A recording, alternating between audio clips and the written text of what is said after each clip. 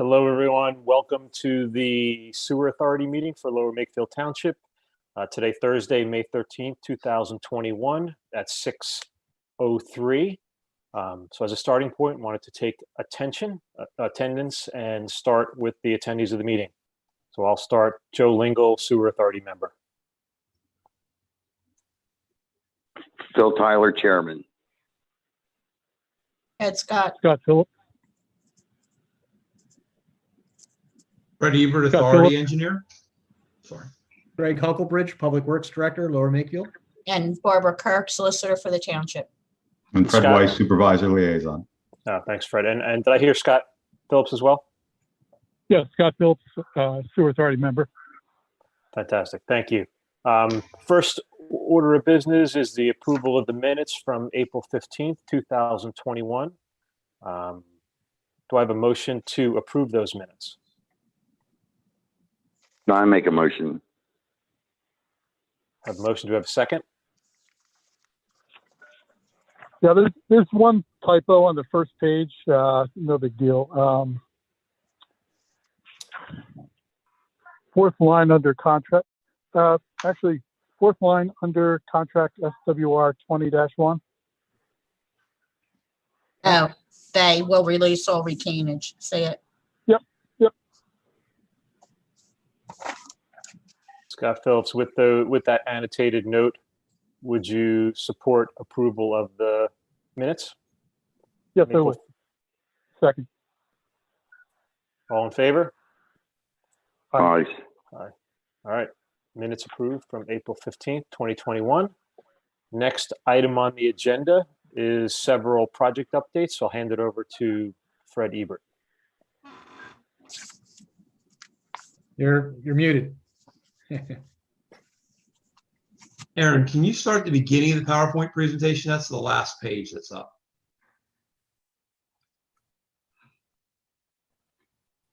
Super. And I'm going to give you an update on our current projects, as well as the bids that we received today, and 2 additional projects that are still out being publicly bidded. So if we can switch to this next page. Just the 20, this is the 20 contract procured in place pipeliner. We are down, and the contractor is working today and tomorrow on punch list items to close out that contract. Once those items are completed, we will release his retainage, and that contract will be completed. Next page, please. This is the another contract from 2020. This is the manhole sewer rehabilitation. The contractor has completed all work and all punch lists, and we will be processing the final payment request to release the held retainage, and this contract will be completed. Next. This is the brookstone contract, also part of the 20 contract or 20 budget. The contractor is down to 1 small punch list item, which is in installation of a thrust block. But the pump station has been operating, without any issues at all. Basically since April 13th, final paving was completed, and we will be processing a final payment request to release the final retainage upon completion of that last punch list item. And we did talk to the contractor today. He hopes to be out next week to have that completed. Next screen, please. Stackhouse pump station. This is the one where we had the ejector station behind and a new sanitary sewer main running right along the bank of the canal. So the contractor was kind of delaying until all equipment and materials were in. I'm happy to announce that he has now either received them or a confirmed date for delivery.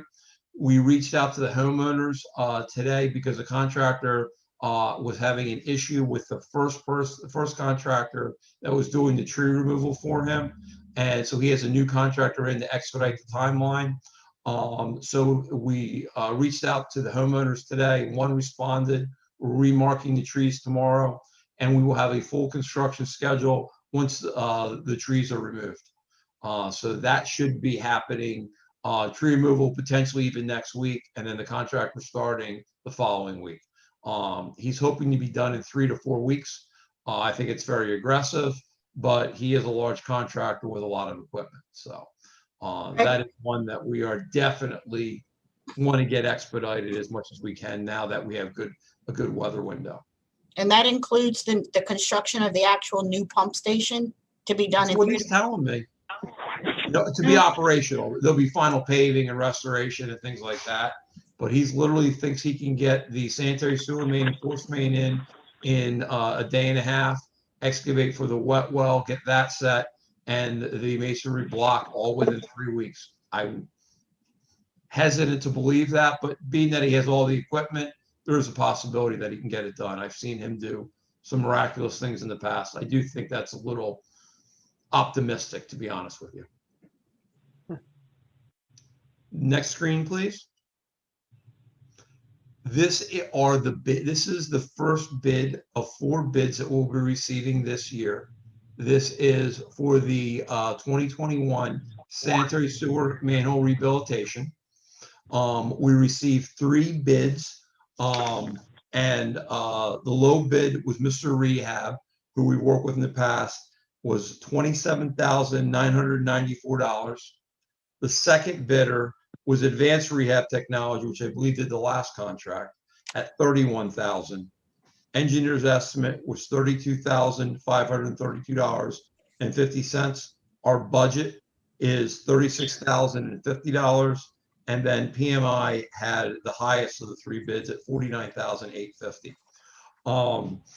With being that the 2 lowest bidders are within 9%, we worked extensively with him in other townships, and it's below the approximates the engineer's estimate, and is below the township budget. We are recommending award to Mr. Rehab and looking for the authority's recommendation on that to take forward to the Board of Supervisors. Any questions on this particular proposal? Yeah, Fred, with the 2 lowest bidders, why are we going with not the lowest one if you have worked with him before and seen his work? Oh, we are going with the lowest one. Are going. Sorry if I misunderstood that. Yeah, we are recommending Mr. Rehab, who was the lowest bidder. Okay. All right. So if I understood you correctly, Fred, you said that so the low bid is 27.9, and the group that did the most recent work for us came in around 31,000. That's correct. Okay. But the proposal is for the lowest bid, which is Mr. Rehab, who you've done work for in other municipalities. Yes, I've done extensive work with them in the borough of Conshohocken, and they did perform super. They were also did lining work for me in that township. They did produce a bid bond that's acceptable, and we ran a search on them, and there's been no like OSHA violations or debarments or anything of that nature. The only thing we found was that there was something in 2019 that had them named as a defendant in a personal injury suit, but it wasn't like a breach of contract or anything, so. Okay. Any further questions, or would somebody like to make a motion? I'll make the motion that we go with Mr. Rehab. Do I hear And a I'll second second? that. Great. I'll second that. Thanks, Scott. All in favor? All right. Aye. All right, so for that one, the proposal from the authority is to move forward with the recommendation of Mr. Rehab for this contract 21-1 to bring forward to the Board of Supervisors for consideration. Next one, Fred. Next page, please. Aaron. This is the second contract for your consideration tonight. This is a 2021 lining contract. We received incredible bids on this. I was honestly very nervous and thinking that with the increased cost of materials, that it was going to be significantly higher than my estimate. And it was almost $100,000 lower than our estimate, which is good because the next 2 contracts that we have may be impacted by these increase in costs. But we received 6 bids, which is highly unusual for lining contracts. There's only about 10 people that do it, and we got probably 6 of them to bid this out here. And it was a combination of the engineer's estimate on this was $394,818. The low bid was by Vortex Services LLC. They have previously done work under another name of Northeast Pipe, which was very well known in this area. They were bought out by a larger firm. They are located in New Jersey, Freehold, New Jersey, so they're relatively close. And that may be how they were able to win this bid. But the bids range from Vortex Services at $297,000 to Mr. Rehab at $332,000, Michael's Corporation at $368,000, the engineer's estimate at $394,000, the Lower Makefield Township budget at $401,000. Then we had 3 higher bidders: In Situ Form Technologies at $484,000, SAK Construction at $494,000, and Spinella Companies at $533,000. While I have not worked directly with Vortex or the previous firm, they have a very good reputation. We called all of their references on it, received all positive references back from them. And some of the references, we know they're doing a large contract right now in Horsham Township, Montgomery County. And we talked extensively with their engineer. So we are recommending to award this bid to the low bidder, Vortex Services LLC, in the amount of $297,369. And I accept any questions from the board on these. Fred, my question is, in reviewing the documents, I don't recall seeing a bid bond. Did we get one? Yes, we did get one. All right. I can have that forwarded over to you. No, I just didn't see one, so I wanted to make sure. And the only other question I have, and I don't know if you have an issue with this, is in their financial statement, they redacted information concerning the acquisition of a group called Ted Berry Company, LLC. And I don't know if that's because it's subject to a non-disclosure or what, but I would find out why that information is redacted. The rest of it is all. We did ask that question, and Okay. you nailed it. You nailed it. It's part of a non-disclosure on it because the money is still being transferred to a family trust, and there's some issues there. So they have a non-disclosure on the amount of that until the trust is settled. So what I would do, just to make sure everything is in order, ask them to get a letter or some sort of documentation to verify that the information was redacted as required by a non-disclosure agreement pending finalization. Because if somebody does a right to know request and pulls up this information, they're going to want to know what's going on with that information being redacted and not other information. So I would think we should get something just to tie that loop. I will request it. But I did ask that exact question as to why I didn't understand why they would redact that when they gave me everything else. So, but that was the reason they're required to. I see a bullet point on here about access to residential yards and that kind of impacting the variability in the bids. Any concerns with being able to get actual access to that during that? No, it's not. It's poorly worded on my part. Really, what it is, it's restoration. Because they're accessing through the back of their yards, there was a wide variance, and some of the bidders actually had asked me to put a unit price in there for them to use matting. Well, the problem with that is that if I put a unit price in there, it won't be the basis of award, and then the low bidder is just going to put it everywhere. So he has to do no restoration. So I didn't want to absorb that risk, and that's what the contractors, they had to assume that risk, because if it's dry, and you're dragging a large pump back behind, sometimes they use track equipment in there, you may end up, grading and seeding, while it's our easement, that entire thing. And then you may be, doing that restoration all summer when there's no water out there. We can't Water, exactly right. ask the homeowner to do that. So they got to truck in water to do that restoration. So that's really a risk that they're taking.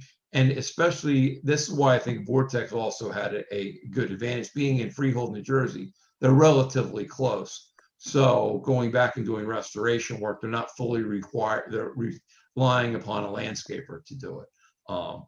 You know, I mean, and we definitely stress that, just because, you know, while we have a easement in the back of someone's property, it's still their property, you know, and some of these, it ranged widely as far as what the access it was, but, you know, it's all through our easements. But, you know, if you got to be back there, you know, multiple times, you're going to disturb it and need restoration. Okay, thank you. Other questions?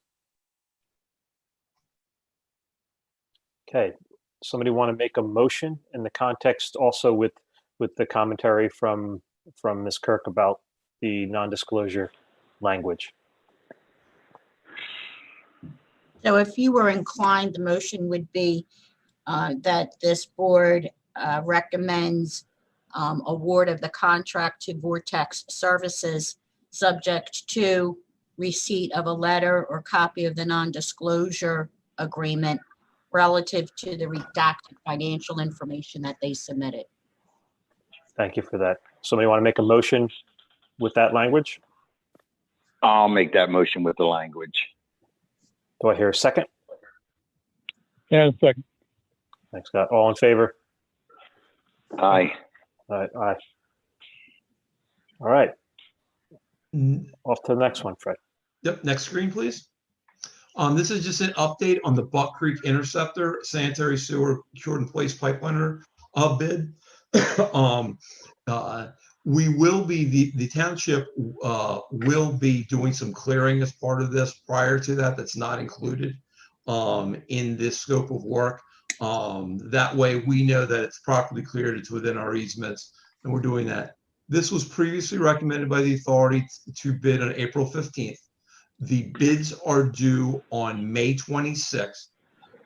This will be the subject of our next authority meeting on May 27th for consideration, recommendation by this board, and then consideration by the Board of Supervisors. Once again, our budget's approximately $272,000. And the township budget is $283,000. On this job, the high variable will be the amount of bypass pumping and access to get in there, even once we clear it. It follows a stream bed up there. Access is not easy. There's a little bit more variability on this one because we weren't able to do the television inspection the way we wanted to, only because of the amount of bypass pumping that would have been required in order to do that. So there was no reason to pay for it twice. But we do know that there's a little bit more variability, you know, on potential for change orders on that. I don't think it's a large risk at all, but I do want to make the board aware of that, the potential for change orders is significantly less than the cost for us to go out there, bypass pump it, and televise it. So it just didn't make financial sense to pay for it twice when we're in there, especially in this highly competitive market that right now we're in. But that's where I said having $100,000 low in the other one will give us a little bit more buffer on this project.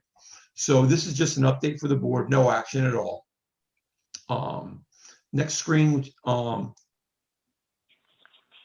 which this is the Silver Lake Pump Station upgrade. This is another one that was no actions required. It was previously recommended to be bid on April 15th. The bids will be due on May 26th, subject to our meeting on May 27th. What this is, again, is a mechanical upgrade to the existing pump station. It doesn't have an emergency bypass, so we're installing emergency bypass, and basically all of the valves are no longer operational and don't seal. So what we're really doing is replacing all the valves, piping, getting rid of some manual filters that we're having, automatic filters, which we have to manually flush right now.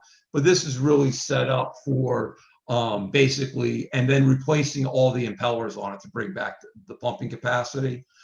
This is probably setting up, honestly, for another project by Aqua Pennsylvania, if they complete the sale, where now they would be able to isolate the pumps and do a much larger upgrade.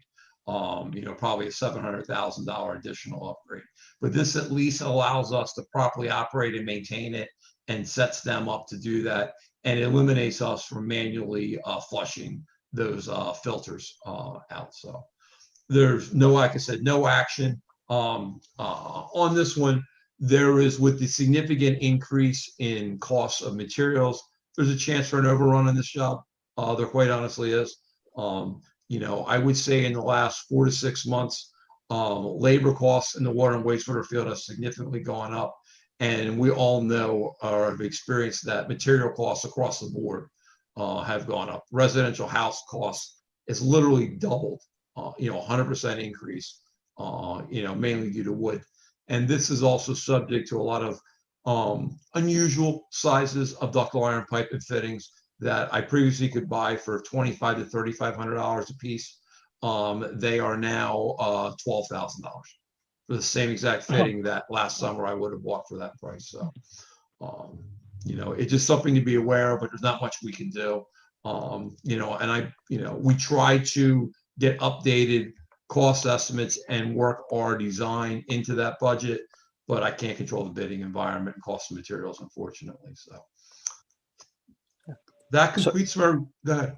Yeah, so we'll have two come Two of forward to them, us in yep. the next couple weeks. Okay. Yep, in 2 weeks, we'll have 2 more bids there, and hopefully, we'll have closed out 3 of the 4 contracts from 2020. So, and an update, on hopefully some substantial work being done or started on the Stackhouse pump station route. So that completes my report, unless the board has any questions for me. Any questions or comments for Fred before we move on to the next topic? Okay, great, thank you. Anything on this from the solicitor? Only that I continue to work with Fred in reviewing these contracts and bids as they come in. And I have finalized everything needed for the Stackhouse pump station. And I just received a revised deed agreement from the attorney for the association at Brookstone pump station, which only needs a few changes, and that should be finalized by the end of the month. Other than that, as things get thrown at me, I'm just handling it. There's no big project actually right now that I'm working on. Right. Thank you. Anything from yourself, Greg, or Dr. Weiss for this group as any other business? I just want to remind everybody, there's another meeting scheduled for May 27th. That's 2 weeks from now at 7:30 p.m. via Zoom. Will dinner be served? I wish. Well, have a nice night. Here's the tunnel. All right. Thank you. Yeah. Thanks, All sir. right, motion to adjourn. Motion to adjourn. All in favor? Aye. I'll say aye. All right, there you go. All right, unless we can, the meeting is closed for today, May 13th. And I don't know if there's anything else after that. That's it. See you in We're 2 done. weeks. See you guys Thank you, soon in guys. 2 weeks. Thank you. Okay.